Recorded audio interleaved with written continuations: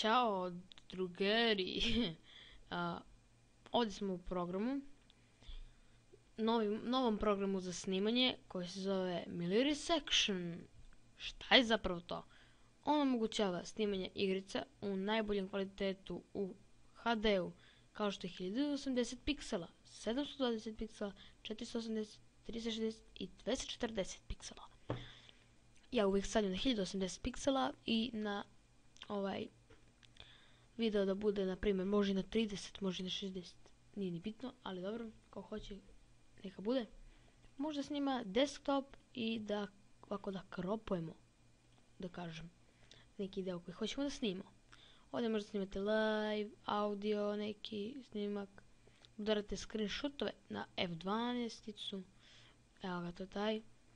I onda ima ovdje mnogo, ali zaista mnogo podešavanja, ali to nije ni bitno, bitno mi je ovo ovdje. Kako zapravo sve to radi? Stisnemo F9, uđemo u igricu i snimamo.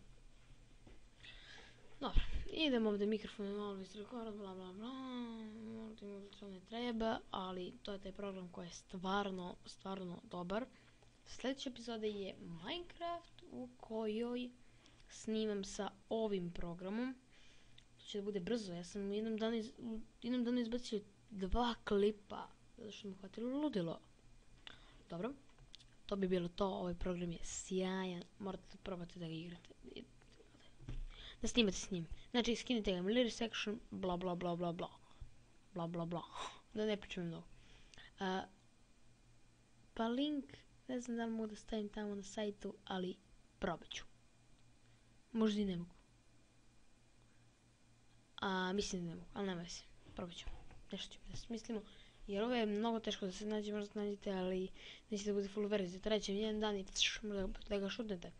Imaće da možda traje, a ovo je... Mora da se ulazi ovako na Open File Location, pa crack, pa idete ovdje na Run Administrator, glupost, ali nema veze, bar mi radi. To, full verzija. Piše. Da mi je aktivirano Henocoder. A da, evo vam verzija. 1.16.2.0 Milisection.